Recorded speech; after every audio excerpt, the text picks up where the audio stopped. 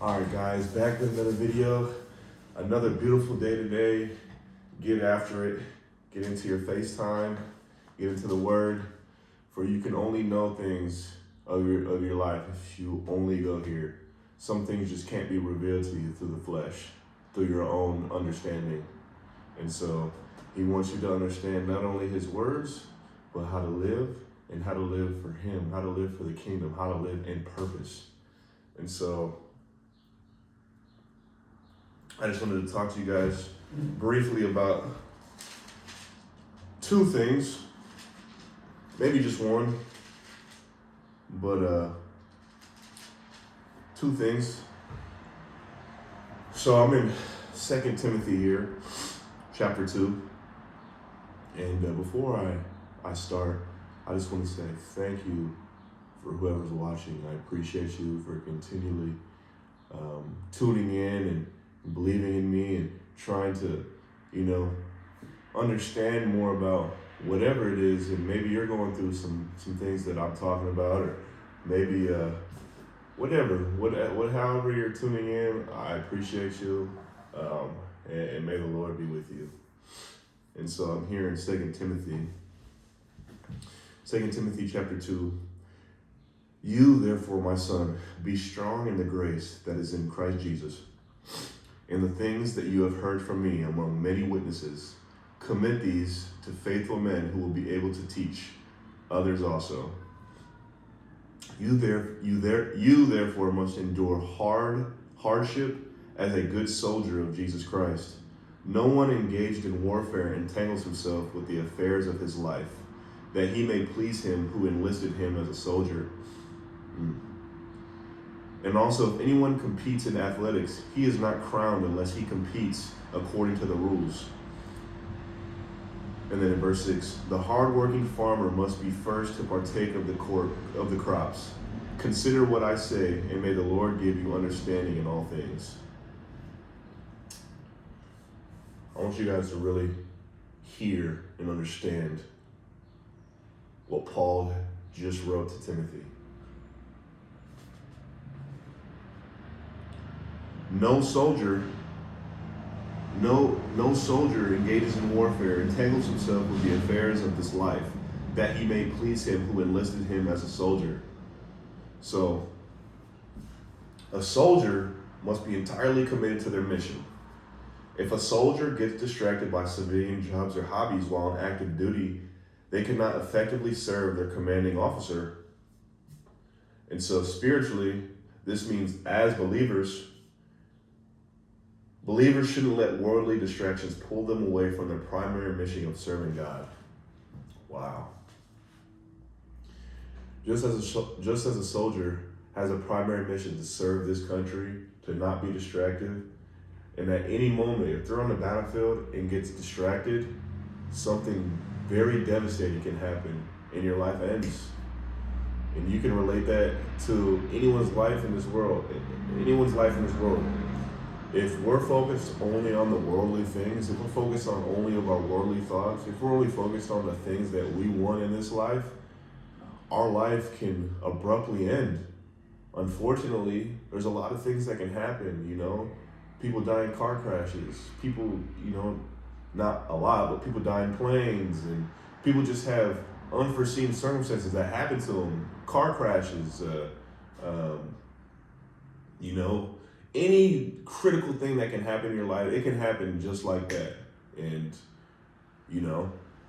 a lot of the time, God saved a lot of people because it's not their time yet. Just as it wasn't time yet for when Christ, before he got resurrected. There was many times that they tried to arrest him or capture him or do something, but he just slipped out of all their hands and, went away, whatever it may be.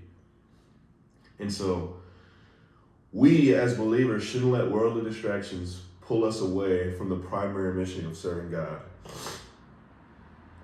Being distracted of the world is only going to cause you to separate yourself from Him and the purpose that He has for you.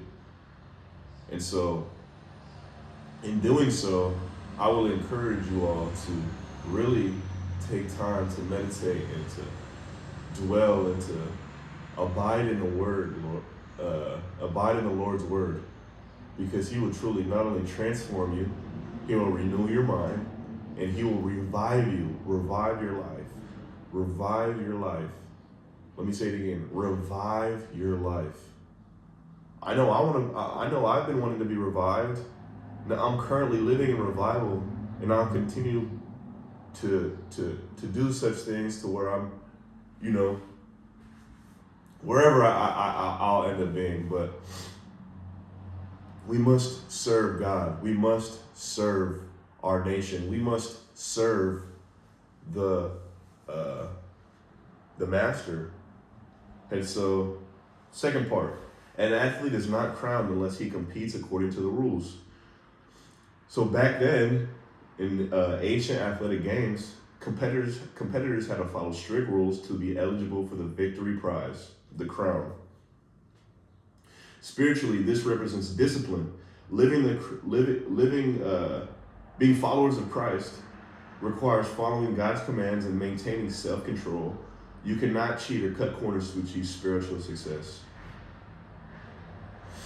There's just things that we're called to do when we're followers of Christ, that we must continue to endure.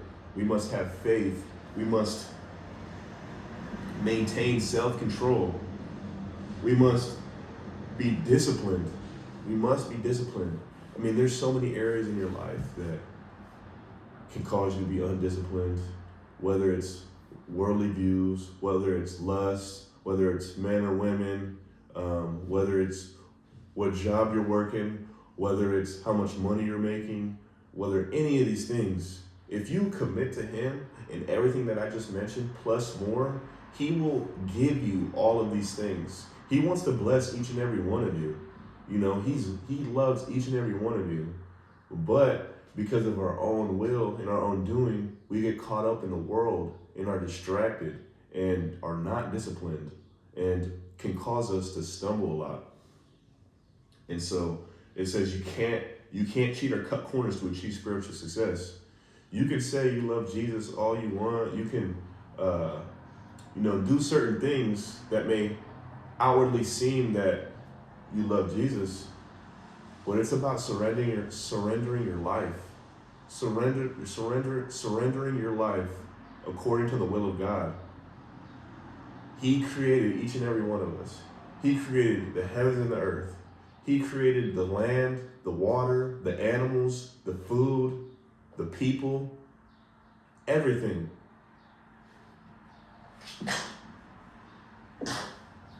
Sorry. He created all these things. And so he wants you to understand the world, understand you, understand the purpose he has for you. And lastly, it is the hardworking farmer who ought to have the first share of the crops. Farming requires patience, grueling labor, and delayed gratification before a harvest is reaped.